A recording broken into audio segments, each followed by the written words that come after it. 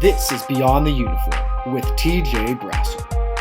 Well, welcome back into another episode of Beyond the Uniform. I'm your host, TJ Brassil, and I'm joined today by four-time NCAA champion and the NCAA record holder in the women's 200-meter dash, Kyra Jefferson. Kyra, thank you for joining the show. Thank you for having me.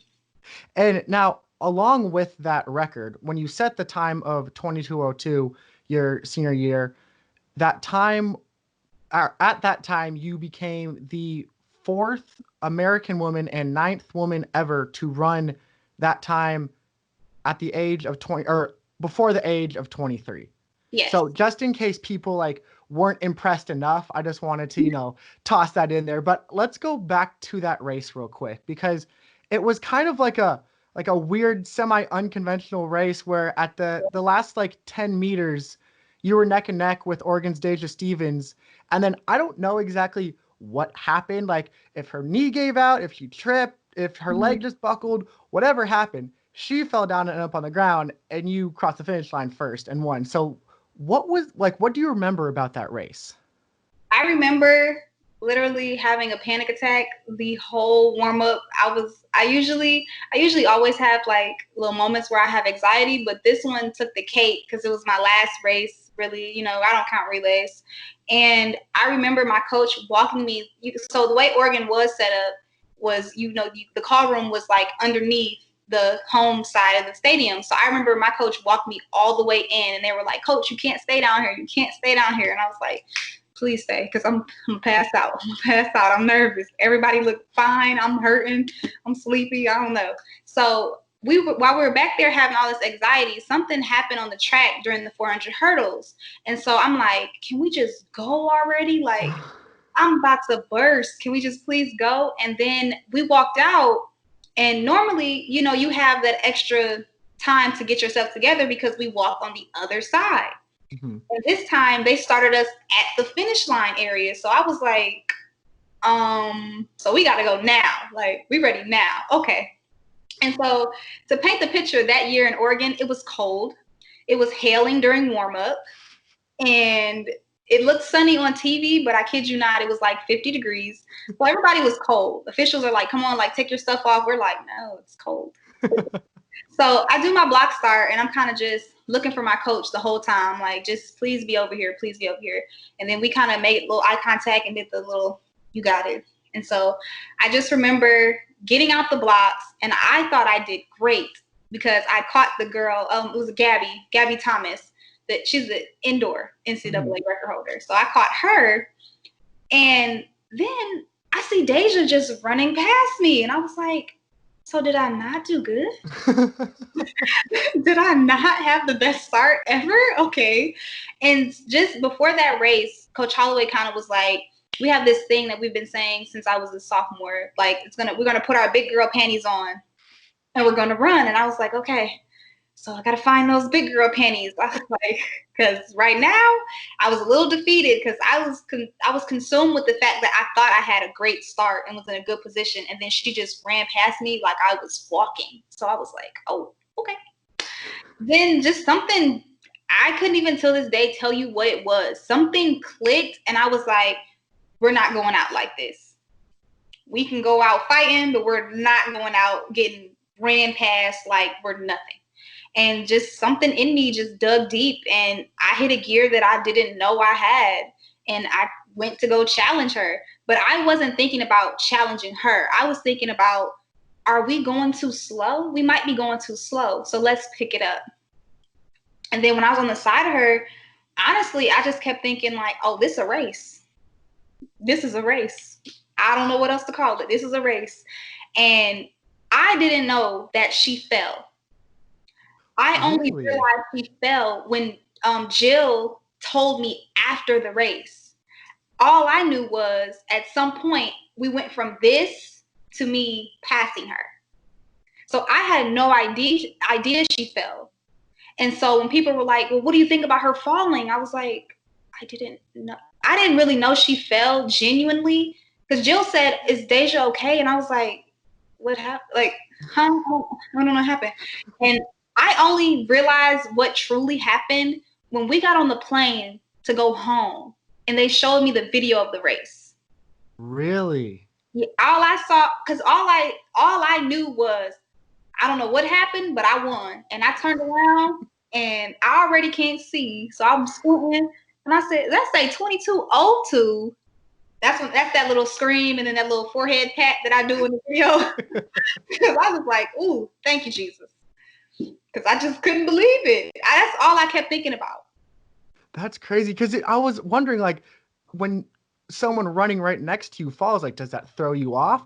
Are you like, oh my gosh, but you didn't even see that? That's wild. I thought it was merely, when you're running a race and you just edge a person out. Mm-hmm. I thought I just edged her out. I had no idea that she fell, like she hurt herself. Like I didn't know any of that. And I was just like, afterwards, I was like,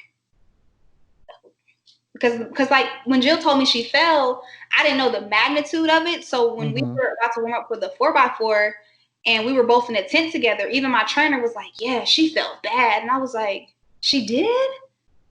And then so I felt like there was animosity between me and her from that point on. There wasn't like at all, but I felt like there was. I was like, I don't think I should say anything to her because that might be awkward. And we were ironically on the same leg for the 4x4 after that. Oh my gosh. In my place on that relay. I'm going to admit it right here. She was in my place. Did you guys ever like talk about that 200 race after? Actually, I don't think we ever did. I think like we just kind of acknowledged it as like it happened. Mm-hmm. And by the time we really had time, because we never really talked before that race, like we weren't like close friends or anything. And just when we got on the pro circuit, that's when we kind of start talking to each other really. And we just don't bring it up. We just talk about everything else. Like for me, the way I take it is, I may have beat her that day, but then she beat me at USA. So now it's even. Like, so it's nothing to talk about. That's fair. That's fair. And when you mentioned that you kind of kicked it into that next gear in that race, like when you watch that video, you can see she pulls in front of you, and then probably I want to say with maybe like 50 meters left, you just see you kind of hit another gear and pull right up next to her. But so after that race, I mean, it's kind of madness, like not just with Deja falling, but like you just won an NCAA championship, and like you said, like it took a second for you to see the time. I don't know if it even clicked at that time, like that was an NCAA record. So at what point did the magnitude of everything you accomplished in that race finally hit you? When I walked over to Coach Holloway on the other side, that's when it like really hit me. Cause I did the fake cry, oh my God. But when I got to Coach Holloway, and we even have a picture, I have to find it, but we have a picture where like I hug him, he hugs me, and he's like, no ugly crying. Remember, the cameras are still following us. And I was just in his chest bawling because it was like that whole season. So some background story, I didn't compete indoor season like everybody else. So I was nervous by not having as many races as everyone else. I felt like I wasn't in shape. And by the time I got to nationals, my best time that season was 22:4. And I only ran that one time. So I was very nervous. And just the fact that it said, for me, I didn't see collegiate record. I didn't see 22-year-old, whatever record I didn't see any of that. I saw you finally PR'd and you haven't ran since last June. Great job. Because by regionals, I remember regionals crying, saying like, I can't compete with them. And regionals, I ran 22.6, and I was like, that's not good enough. They're running 22.0, 22.2. I was like, I can't compete. And me and Coach Holloway till this day talk about how I was a hot mess at regionals. I made it to nationals and I'm crying. And they like, what's wrong with you? But yeah, that's why that moment just meant so much because of everything that led up to that and all of the doubt that I had in myself. Nobody else doubted me. I doubted me. And when I proved myself wrong that day, it just meant so much. And I feel like that's a really big thing in athletes. It's like everyone else can have all the belief in you, but if you don't have that belief, then like you kind of have to find a way to get over that in order to really accomplish what you can accomplish. Mm-hmm. So I was looking through Instagram not too long ago, and I saw an old post from you, and this was a couple years ago, I think. And the post was talking about 2016 and 2017, and then it said in 2017 it was talking about how like you got hurt a little bit in that year, and like you were just saying, like you were struggling, and then you kind of turned things around, and you SEC champ, and then NCAA champ, and then obviously the NCAA record. But and so like to the outside world looking in, like you're on top of the world, like you're no one can touch you. But the thing that really struck out to me in that post was you said, off the track, my life was in shambles. Like, what did you mean by that? Well, in 2017, I had went through a breakup, literally January 2nd. Like my year started off awful. And I went through a breakup, and it was a really bad breakup for me personally. And, it was my last semester of school, and I had all the pressure of, well, I didn't compete last year at the trials. Well, I competed, but I didn't do well. So it was like I had a lot of pressure on me because not only am I a senior, I don't get 2 seasons to prove myself. I'm single now and sad. And like school was going great, but then you're just like, I felt like people didn't understand like that I had a lot on my plate, and they kind of were like, you can do it, you'll be fine. And so then I felt like if I don't do well, I'm disappointing Coach Holloway. I'm disappointing my parents, my friends, my family, my teammates. And I didn't feel like I was strong enough to handle all of that pressure. So when I say it was in shambles, I mean, I was pretty much sad, crying daily up until May. So from January to May, I was distraught. Everything was just weighing on me. And just the step that you're about to take to become a professional, it was just a lot. Because if I didn't become a professional, I didn't know what I was going to do. How were you able to overcome all that to finally let it click on the track and get to the point that you eventually got to? Well, I'm the type of person that my life, I joke about it, even though I really shouldn't, that I run better when my life is in shambles.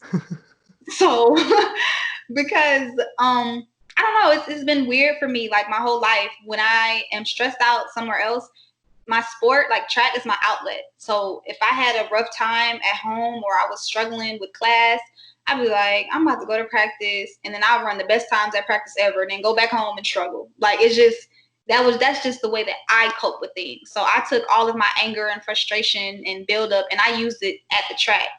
My only setback has ever been that I haven't been 100% healthy. And because I haven't been 100% healthy, it creates self-doubt within myself. So 2017, I had a moment where I wasn't healthy, and I was nervous because, like I told you, I didn't have time to waste. I didn't have another year. But I told myself that we're not going to keep repeating the same things. So we're not going to wait for somebody to give us treatment. We're going to go out and seek treatment. We're going to go be aggressive with our rehab, and we're going to be on the track for SECs. And so that's what I did. I didn't allow myself, because I knew that if I took a track away from myself, if track got taken away, that I would just be, I don't know, a big blob, big ball of mush somewhere. I don't know. I couldn't risk losing track. And now in that same post, and you even just touched on it a little bit, you talked about in 2016 how you got hurt, like had a rough season, then you got to the Olympic trials and you made the semifinals, which amongst like any normal human is like an amazing accomplishment that you made the semifinals of the Olympic trials. But like where your goals are and what you want to accomplish, like for you, that wasn't the season that you wanted. And we're now 4 years removed, and you've had a lot more experience under your belt. You've ran around the world. You've been on those big stages. What are you taking going into now? Will be 5 years removed when you go into that trials. Like, how are you approaching the trials now? I'm approaching it as just go for it. Stop trying to be strategic and stop trying to overanalyze and just go for it. Like I'm doing all the little things that I didn't do in 2016. So I'm sticking to what I know, and then I'm staying away from what I know doesn't work. In 2016, I ran the 100. I never run the 100, TJ, ever. I ran the 100 at SECs and I got hurt. And also back then, my mental wasn't as strong. So I would get into a race with somebody who's faster than me and already accept that I'm probably going to get second. and then end up getting fourth because I'm preparing to get second. Mm-hmm. So now I've made myself realize that I'm going to go into a race and I'm going to try to win. Now, if I fall short, I fall short. But I'm not going to go in already counting my place on the podium. Like counting, like, okay, I'm probably if I get third, okay. Because that's how I ran the rounds at Olympic trials in 2016. I said, okay, well, my hamstring hurts. But if I get second in my heat, I can make it to this. And if I get top two makes it, okay, I'm trying to get second. I know I can't get first, so I'm trying to get second. I think I ended up getting like fourth or fifth in my heat because I was really running to get second place. I didn't even run like I wanted to win. Mm-hmm. And so now it's just kind of reframing my mental to put myself in the game instead of taking myself out before the race even starts. And so, I mean, when you talk about like reframing that mental and that growth that you have, obviously that doesn't happen overnight. You don't just wake up one day and you're just like, never mind, we're going to do it this way. Like, how have you seen yourself grow since then? I challenged myself at practice. And the workouts at practice that I used to start off with a negative attitude, like, oh my God, we got this again. Like, I stopped doing that. I said, Kyra, shut up. Like, I'll tell myself, shut up, get online, come on. Even like the reps that hurt. And then I have a great training group now. Like, we're so cohesive and we're just all so supportive of each other that we kind of bully each other into believing in ourselves. So it like pushed me instead of me just trying to do it all on my own, because I'm definitely not doing it all on my own. Like, I have Grant in my ear all the time. Like, he doesn't let me be sorry. As much as I want to be a punk, he don't let me be a punk. Just like I don't let him be a punk. And that type of stuff, like, incorporate it in the fall, because nothing is harder than fall season. Like, nothing. Fall training is the hardest thing ever. So incorporating it during the hardest thing ever helps it to, when we get to a meet and when we're at practice and we're running all out, I've already beaten that like battle. I've already got over that hurdle of like doubting myself. I know I can do it. It's just whether I'm going to do it this fast or this fast. I'm no longer telling myself I'm no longer accepting it being mediocre. So when you get to the trials, like, what do you need to do differently? And when I say that, I don't mean like obviously run faster. It would be like a typical answer, but like, what in your mind do you need to do differently to be able to put yourself in a position to make one of those top 3 spots to get to Tokyo? To think about myself and not think about, okay, well, this person has been running this. So if I'm in their heat, then they're probably going to do this. Just focusing on the sports psychologist for USATF, he told me that when you come to the track, you have a job to do. And so if you focus on doing your job, you'll get done what you came to get done. So if I focus on how they're running or how they've been looking or what the heat before me did, then I'm not focusing on my job. My job isn't to control what everybody else's actions are. My job is to control me. And I've trained for this long. So if I do my job and execute the first 30, run off the turn, finish strong, and if I fall short, I can't say that I didn't do my best. But if I'm worried about everybody else but myself and I don't make it, knock on wood, then, I have nobody else to blame, because I'm training properly, I'm eating properly, I'm at the right weight, I'm strong. So it's all about, timing it right and just focusing on what I have to do. Now, you've been waiting 4 years for this opportunity. It would have already come at this point, but now you have to wait a whole extra year. It will be now 5 years to get that chance again. What has that done to you, like physically and like training wise, physically and mentally, having to prepare to wait a whole another year to have your opportunity? I'll start with mentally. Mentally, I was very upset because I was like, this was the best I've ever been practicing. I was the fastest I've ever been, the strongest I've ever been. And I was kind of discouraged, like, come on, like, what I'm going to do with all of this? Like, where I'm supposed to put it? Like, and, and I was healthy, like nothing in my body hurt. And I was like, oh, we got to use this. We got to, And for a while, like maybe like a week or two, I'll say, like when they first announced it, I was kind of like, wow, like, let me just, it's no point in running. But then eventually people kept framing it. Like when they make their posts, they'll say, oh, I get more time to prepare. I get more time to prepare. And I'm like, I don't want more time. I was ready. But eventually I was like, you know what? I get time to build confidence in myself. I get time to talk to myself nicely so that I know my physical's there, but let me get my confidence up. Let me start looking at my old videos and reminding myself who I am. So by the time next year comes, there's not a doubt. Like this year, it probably would have been a doubt. Not a real one, but just, a little smidgen of a doubt.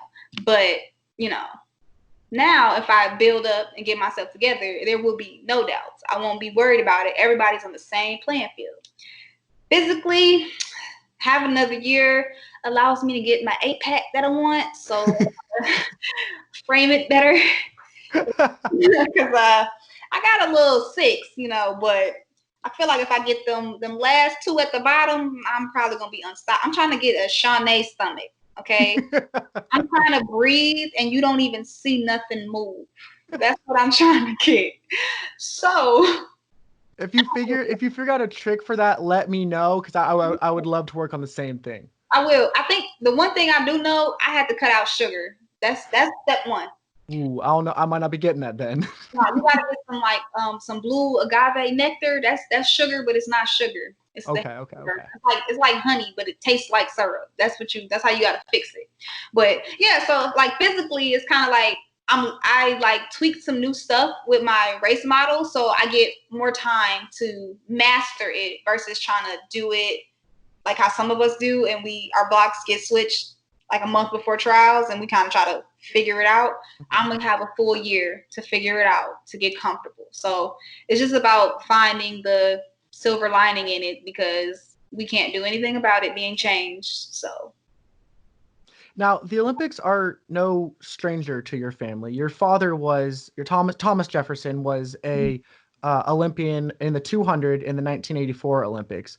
mm-hmm. What kind of motivation does that give you at all? Not only that he was an Olympian, but an Olympian in the same event that you run. Everybody on USATF staff always is like, oh, your dad's TJ, your dad. Like when I first started, and I was just like, oh, stop talking about him. But like now, honestly, like I just want to be better than him, honestly, because he tells me like, long as you get a medal, and I'm like, yeah, but I want to get a better medal than you. So they're not talking about you all day. Like, I don't want to be Thomas Jefferson's daughter. I want that to be, oh, he's Kyra Jefferson's dad. Like, I want that to be the statement, and not just, something that I say by myself. What kind of expectations has that put on you throughout your career? It hasn't really weighed on me. I didn't really grow up with my dad like that. I was really closer with my mom. So I just kind of, like I said, I just try to be better than them. But it's like my own internal competition. Like if they talk a little loud, I let my mom know that, she was never a collegiate record holder, or, if my dad's just a little slick in the mouth, I have to let them know, like, all right, but you never, you ain't win this. You don't run that. But I think the one thing that he has on me is that medal. He don't have nothing else on me. So it's not really pressure, because for them, like my parents are the type of parents, my stepdad included, like as long as I'm having fun, they're supportive. They're cool with it. If I get last place, for some reason, my mom finds a silver lining and it pisses me off, because I'm like, no, I got dead last. Like, what do you mean I had a good block start? Like, who cares? But that's just the way they are. Like they've always been like that. They just always want me to be the best I can be, even if the best I can be isn't world record status, American record status. That's just the expectation I put on myself. But it's never been something that they put up upon me. Now, have you talked with your dad or even your mom about different stories of the Olympics or of him racing the Olympics, or what kind of stories have you heard, if any? I actually never talked to my dad about the Olympics. My mom didn't make the Olympics. She did Olympic trials. My mom's career ended like at the trials. But my dad, we kind of I think we were going to discuss Olympics when I got there. That was always kind of like the plan. Like, he's giving me Olympic trial stories because he comes to Olympic trials every time. Mm-hmm. He's giving me the trial stories, like, okay, in the first round, this is what you do, and da da da da. And I'm just like, okay, like I never like to let my parents know that I'm listening. I let them think that whatever they saying is just pure nonsense. But then I go home and I be like, okay, so you said, like, that's always how I am. So, he hasn't given me Olympics tips, but he's given me Olympic trials tips, and we're just kind of like taking it step by step. You got to keep their ego in check. You can't let them know you're listening all the time. My dad told me, oh, y'all don't practice on Saturdays? I go run a mile every Saturday. And I was like, that's so stupid. Like, who goes to do a mile? Like, that's so dumb. You're running a 200. You don't need to do a mile. Seriously, I kid you not, TJ. I was on the phone with him, putting my shoes on, getting my watch. I'm like, that's dumb. Like, I don't think people should run a mile. Go run a mile. Came back. I was like, yeah, whatever. Then he asked me, did you run that mile? Did you run a mile? I don't do that, Dad. Like, that's stupid. But if it worked because I was super strong. And I was like, you might have had a point, but Just maybe. No, now although you haven't made an Olympic team yet, you've still run with that USA logo across your jersey. You've still been to Pan Ams. You've still represented the U.S. at different events across the world.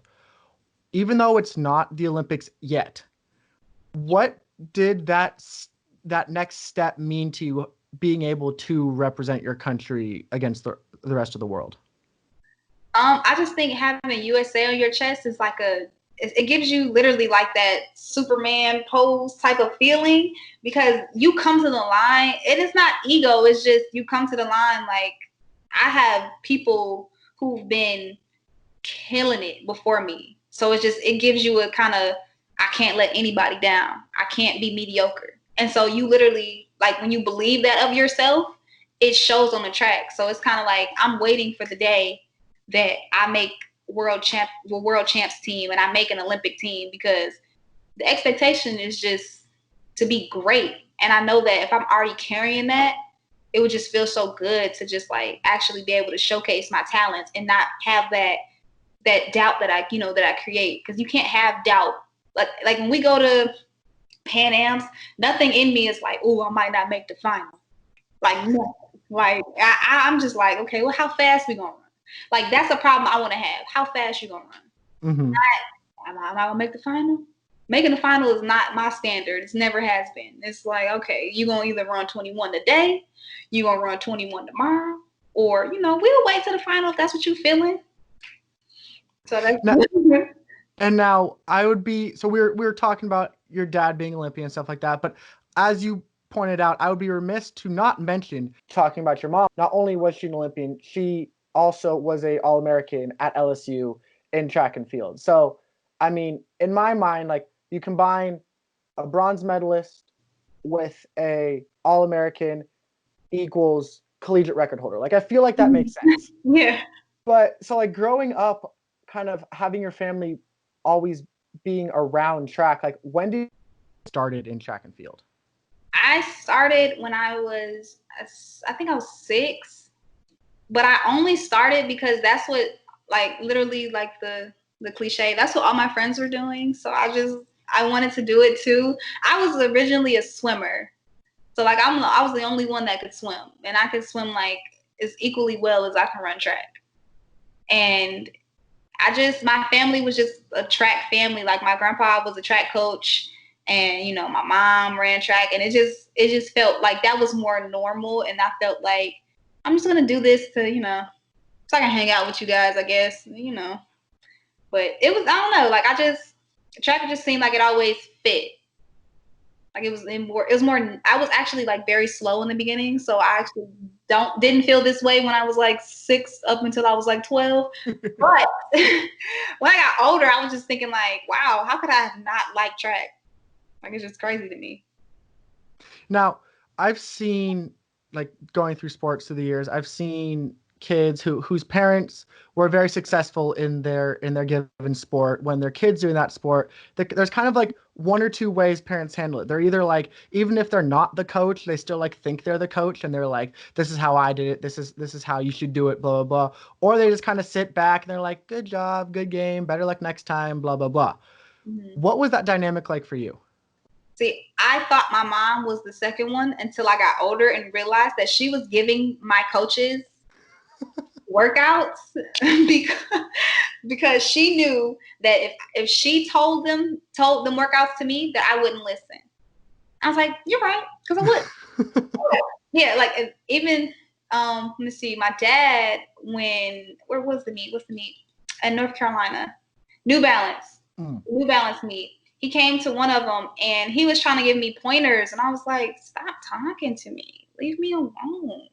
But then in the race, I low key, again, I said, let me see what he talking about. But yeah, like my parents have been like, they're kind of like behind the scenes parents that coach me and give me tips. Like they might send it through somebody else because they know I'll receive it better from somebody else. Because I was a brat and I had an attitude problem when I was younger. They did the right thing. Like whatever they did, they knew they did the right thing. Because I definitely listened to other people.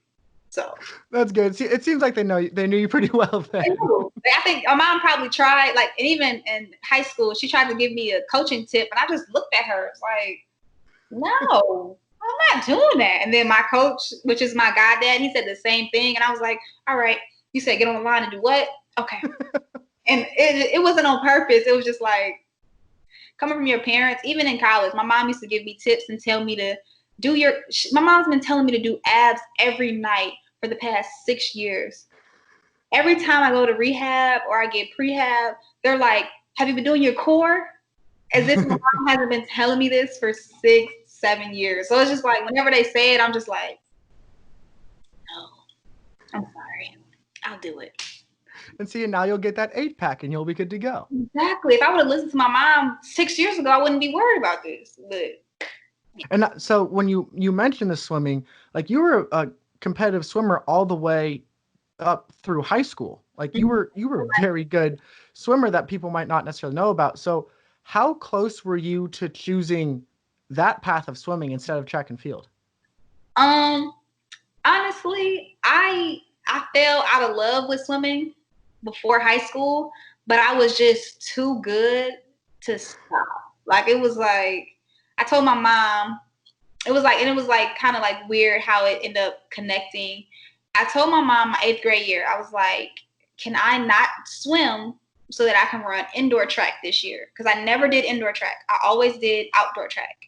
And because swimming is literally from September up until February. So it's impossible to do both practices. And I remember she said, okay, the deal is if you don't swim, you have to swim when you get to high school for the first year. And I was like, okay. I was like, that's cool. I don't care. Because my older cousin was on the swim team at our high school at Cass. So I was like, that's fine. That's a good deal. And so I ironically didn't swim that year. And I was 13, and that's when I got fast in track. Like, that was the year that I got fast. And it was just weird. I was like, oh, okay. Well, this is why I don't like swimming no way. See? Like, but only reason why I stopped swimming was my mom and my dad have a rule that if I start something, I have to finish. So because I started swimming, like I'll start the swim season, I had to finish the swim season. And so I would mess around and keep going to the first practice like a dummy and keep having to do the whole season. And my junior year was when I was like, I finished the season. I kept winning. And I was like, I'm tired. I was like, my hair is always wet. I'm always ashy. I was like, I'm tired of it. And then it just so happened that I was making like world youth teams. And I was like, you know what? I'm going to just run track because my hair is not messed up, not ashy. I get to travel the world. I was like, it sounds, it's kind of cool. So that's the only reason. That was the only like defining factor was that my hair was getting wet. That I was like, I don't want to. I'm a girl now. Like I'm a real girl, and I'm not a tomboy as much as I used to be. I was like, it's time to start looking cute. I'm done. So I just stopped. So when did you realize like when you finally started focusing just on track, when did you realize that like you could be really good in this sport? When the 8th grade, that indoor season, we were training, and so everybody on my track team is my cousin. Okay, they're not my cousins. Only like 2 of them are actually my cousins, but everybody's my cousin. So I beat one of my older cousins, and she was, when I say beat her, I mean like she was in high school, like 11th grader, and I was an 8th grader, and we were running, and I passed her, and I was like, hold on now, that ain't supposed to happen. And I was like, oh, wait a minute, I might be fast then, because they were considered fast. Mm-hmm. So I was like, oh, maybe I'm fast. And then they start making me race boys. Like if we go to a track meet, like it'll be me, and then there'll be the group of boys, and I would actually be in the mix. I might not win, but the fact that I was in the mix, I was like, okay, I might be cool. I might be it. And so I started taking it more seriously, and I start actually like, looking at Marion Jones and Sonya Richards-Ross, my all-time favorite. Then Allison Felix. I was just like, yeah, I'm gonna do this. I like this. Now, in my last episode, I had Christian Taylor on, and we were talking about Florida, and he was talking about how he considers it jumps you, or other people will say hurdles you or sprints you. When we're talking about like what makes Florida so amazing, what was it for you that like why did you decide that Florida was the right fit for you? I thought Florida was the right fit because when I came on my visit, we had Friday practices. And so there was this big grass field where it was the football field. And everybody was like dying, but everybody was still kind of like, oh, come on, Darshay, you can finish it. Come on, Ebony, good job. And I was like, dang, y'all about to pass out. And y'all, I said, that's beautiful. I wouldn't root for nobody, but that's cute. And then kind of like, because it was between Florida, Texas A&M, and LSU. LSU, it didn't seem like the team liked each other. So I was like, oh, because that was like my dream school. I was like, oh, they don't like each other. Now, ironically, they're the best friends of the Trek Nation. So whatever. And Texas A&M, I absolutely love Coach Anderson. And I was like, wow, this is going to be tough. So the defining thing was none of the girls on the other visits seemed to have that type of bonding when they were actually tired and not trying to impress us. In my mind, that's how I was like, when you're tired, you can't put up a front. You're tired. You're running 5-4-3. So if you're cheering for her, you're genuinely cheering for her because it's hot out here. And also a big difference was like, I wanted to go somewhere and create the team. I didn't want to go and just kind of like fade into the background. So although LSU and Texas A&M had really fast girls and real fast history, I didn't just want to be another person. Like when you think of women sprinters at Florida, like my name. It sticks out. Like I made sure that I came here and I made some type of impact instead of just, because you can't even name 12 LSU girls. Not taking away any credit from any of them because they're all spectacular, but you can't, like it's, Lolo Jones off the top of your head. And you know what I'm saying? Like now, yeah, more people, but it's just, I always wanted to be somebody that stood out somewhere. And Absolutely. I was noticing just the transition, like everybody was getting better at this school. Even if you weren't already fast, you were getting better. Well, in your defense as well, since you're the collegiate record holder, everyone's going to know your name regardless. I'm trying to hold it for at least I'm trying to be like, what's the guy? Oh my gosh, what's his name? Ronaldo. I'm trying to be like him and keep the record for like 40 years and then be like, oh, okay, well, good job, guys. Like, that's what I want to be. Every nationals, I'm holding my breath. I'm holding the chair. I'm trying to pass out. Like, don't break it this year. You can do it next year, not this year, please. When you were picking schools, did your mom try to sway you to LSU at all? Oh, no, she couldn't. My dad didn't let her come on any of my visits with me. I went on all my visits by myself because he was like, she's going to go to LSU and she's going to be like, oh, Kyra, look at this. Oh, Kyra, don't you like this? And so she didn't have input. I knew she wanted me to go to LSU, so I had more of an open mind when it came to LSU, but she didn't have a say so. It's just what I wanted to do. That's just how my parents are, because their whole thing is I have to be there, not them. So make sure that I like it for myself. That's very fair. And so when you went pro after Florida, I read a article that you were interviewed in not too long ago, and it was talking about, or you were talking about how when you went pro, you kind of had to learn that your idols weren't your idols anymore. Like you were talking about how like Allison Felix, like you can't just ask for an autograph like after the race. Like you can, like that's not. And your quote was, you said, "I have to treat my idols as rivals." So like what was that mentality switch like for you, if that they were no longer like these big idols to you, but they were your competitors? It was hard. Like honestly, almost until this day. Like when I see Allison, I get amazed when Allison knows my name.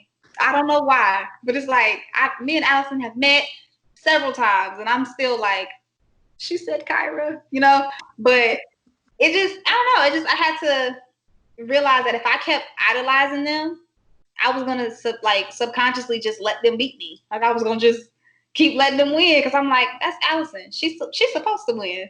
Like, who do I think I am beating Allison? Like, excuse you.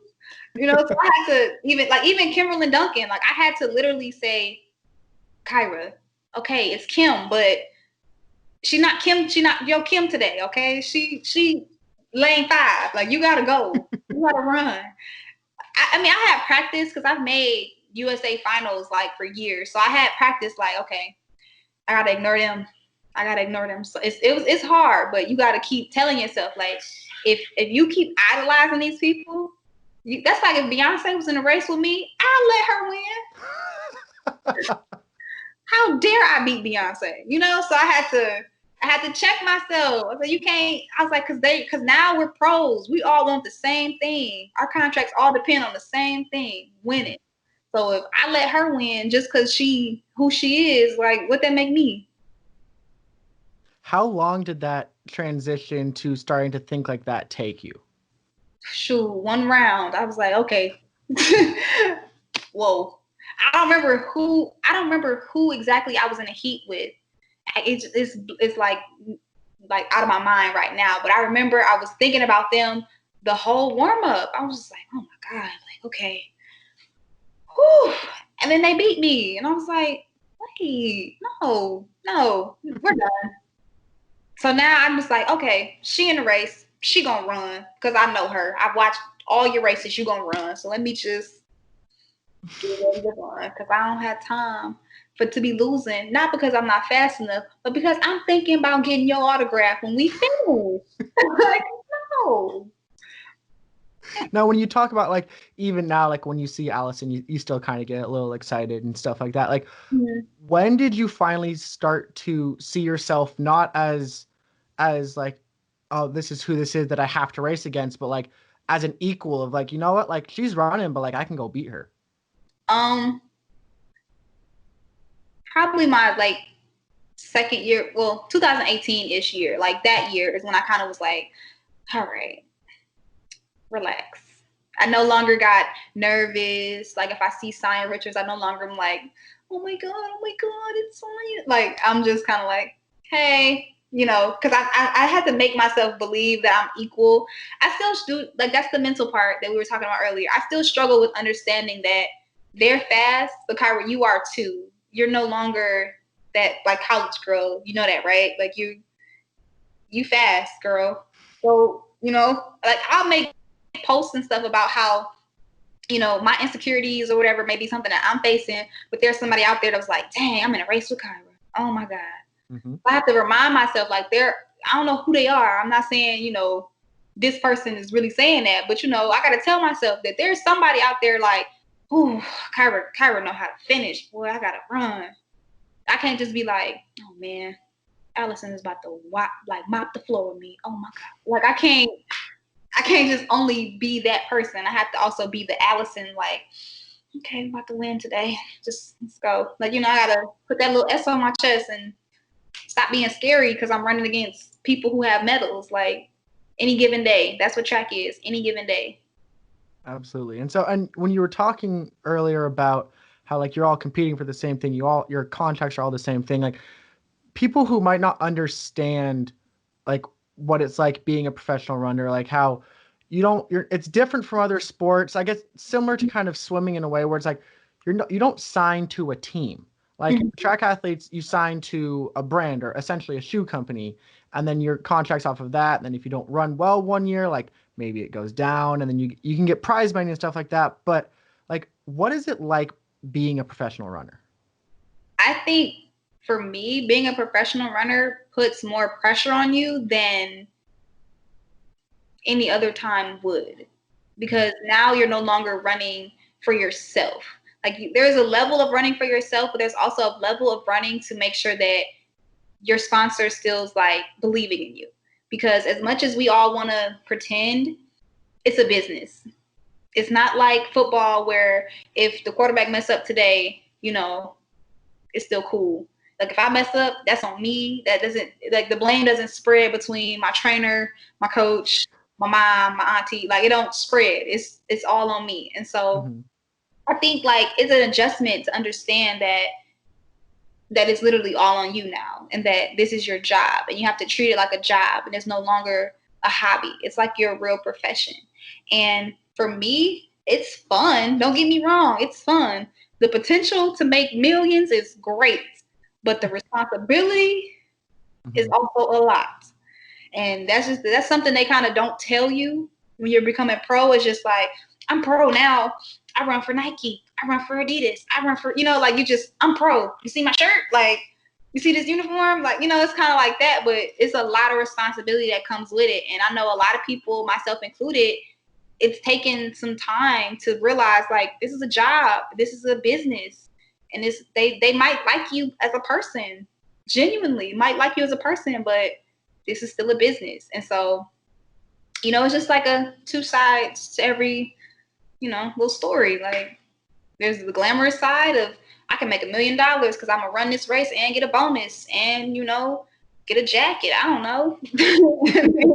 There's the other side. Well, you're not top 5. Give me your money back. And it's like, but I'm number 7. Like I'm saying that because that's happened to me. I think I was like 6 and I was like, really? Yeah. Like, but it's like, you can't get mad at it. You can feel some type of way, but you can't be mad because that's the contract you signed when you started. But, it's just, you got to realize it's your job. How do you think like the pressure on athletes compares being in individual sports like a track and field compares to some of more of the mainstream sports like a football, basketball, baseball, that kind of stuff? I can tell, like, definitely the reason I think track people are stronger mentally is because we don't have scapegoats. Like in a basketball game, you can't win the game by yourself, but I can win that race by myself. I don't need your help. I don't need you to slow down for me to win. Like, and so it's all our pressure is just like you said, like you're the only person responsible for what happens in the race. But other sports, like team sports, you're not the only person responsible for the outcome. Like that's why people enjoy relays because I'm not responsible if we lose. Like I might have contributed to losing, but you could have ran faster. I don't know. Like, so it's like, that's why people with relays, you get the fastest splits. People's splits are faster in the relay than they are in the regular race because it's no pressure. You're running for other people. And if wherever you lack, somebody can pick up. In a race by myself, wherever I lack, and somebody's going to take advantage and beat me. Now, off the track, I know you're really passionate about like giving back, and you actually have your own foundation, the Kyra Cares Foundation. Yep. That's it? Yeah, Kyra Cares Foundation. Yeah. So can you tell me a little bit about like what that is? So it's a foundation to give back to the community that I'm from and other communities that kind of don't have like I'm trying to figure out the words, kind of don't have a way to interact with sports and academics and bridge the gap. Like, people think that you either have to be smart or you have to be good at athletics, but you can be both. And let's say you're only good at athletics, for example, that can still bridge a gap to get you to where you want to be. So don't let the fact that you're not that book smart or you struggle in math like I did make you feel like you can't go to Paris and go to Rome. Because never would you have ever told my 12-year-old self that I was going to be able to go to Rome, Paris, Berlin, Switzerland in the same year and not pay a dime. And so I just created the foundation to kind of bring sports camps, especially for track, because people kind of sleep on track up north, to, let people realize, like, there are other avenues beyond basketball and football. Not saying that there's anything wrong with basketball and football. If that's your thing, that's your thing. But track is a foundation sport that doing track can get you better at whatever else you want to do. Doing track could help you in school, because I learned so much. I almost think I can speak French sometimes when we go to other countries. I almost think I know something. But, so it's just kind of just teaching kids, like, there are other avenues. Like, you don't have to always be book smart. You don't have to always just be an athlete. You can be both. You can be one or the other, but just don't limit your possibilities. How do you get that message across through your foundation? So when we have our track camp, our track clinic every year, every first November, or first weekend of November, we have a Q&A session. And in the Q&A session, I make sure that parents know that they can ask any question. It doesn't matter what you want to know. And it's not just professional athletes on the panel. There's my sports psychologist. There are people who were athletes who aren't anymore, just to get you to realize there's different paths. Like, everybody doesn't go pro. So I have people on there who are pro, but what they like to call post-collegiate. To teach you, like, there are different avenues. Like, just because I'm a post-collegiate doesn't mean I'm poor, doesn't mean that I'm struggling. I'm still able to go places. And I kind of we're working in the works of it. My COVID kind of put a halt on my other projects that I was doing. But, like, I have scholarships that are going to be posted pretty soon. I have to, like, tailor them now because COVID cut people going to school. So, but, scholarships that I want you to talk to me. I want you to tell me your struggles. I want you to tell me what you're going through and how you're trying to overcome it. And if I can help any way, I will help you. That's really cool. That's really amazing. And one thing that I believe it was an article talking about your foundation that it struck me kind of funny. It was when you were talking about, like, creating this, your quote was, "I never felt that I was that cool." Like, talking about, like, using your voice and, like, using your brand to be able to make this change. When did you finally realize, like, you were that cool and you could use your brand to make this impact? I didn't. I still don't think I'm cool. I watched, like, a Will Smith. This when Will Smith first got on Instagram and he started making all these posts, and he was like, you got to do it scared. So I just did it scared. And I was like, people going to love it or people not going to love it. But I've seen millionaires start off their pages with, like, 5 followers, and they like, I'm going to just keep posting. One day y'all going to bite. And so I just put my foundation out there, and, like, and I just started small. So I didn't do too many ventures. I just said, I'm going to have a track clinic. I hope that people come. So I made it free. And then a lot of people came. Like, I didn't expect the turnout. Like, I didn't expect people to still be walking around with the book bags that I gave out the first year. That's why I would say, I don't think I'm that cool. And people are like, oh my God, Kyra, can I take a picture with you? And I was like, sure. Like, what? Come here. Like, because I don't think that I'm that cool. But to them, I'm oh my God, you're so amazing. You're so fast. Like, and so I just kind of had to just do it. Like, literally, just, like, that sounds cliche, but I had to just just do it scared. Like, I didn't think people were going to come. I said, I'm going to try. If they come, cool. If they don't, we'll make it look like it's full. It's okay. My phone is the editor. Like, it's fine. I got you. That's awesome. Also, I love the little brand marketing plug right there. Just a little, just do it. Not intentional. It's just, it flows. So they pick the right thing to say because it flows. Exactly. Now, outside of that and outside of track, what do you do, like, in the off season and in your downtime? Well, track is life. So I actually coach track for a high school team here in Gainesville, and I just left from them actually before I got here. So I do that, and I kind of just do like, I tried Uber, it didn't work out for me. I don't know. So Wait, pause. You were an Uber driver? I tried because I So thought it like, was fun. who's picking you up?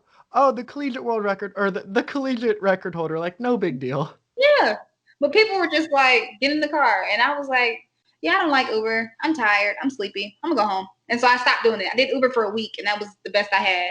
So I basically, in my spare time, I watch Hulu and I watch game shows, and like I'm watching The Wall and Match Game, and I'm just binge watching shows, honestly, because I have OCD too. So I'm either binge watching shows or I'm like reorganizing the kitchen cabinets for no reason. Like there's no in between. Like we're either reorganizing the whole house or we're watching TV. Like I don't have an in between of anything.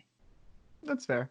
And one last thing before I let you go. And when I talk to some people about like what their expectations or what their goals are for 2021 or for the upcoming trials, like some people might say like they just want to make the Olympic team. Others want to win the Olympic trials. Others want to just final, like it's all over the board. What are your goals for the 2021 Olympic trials?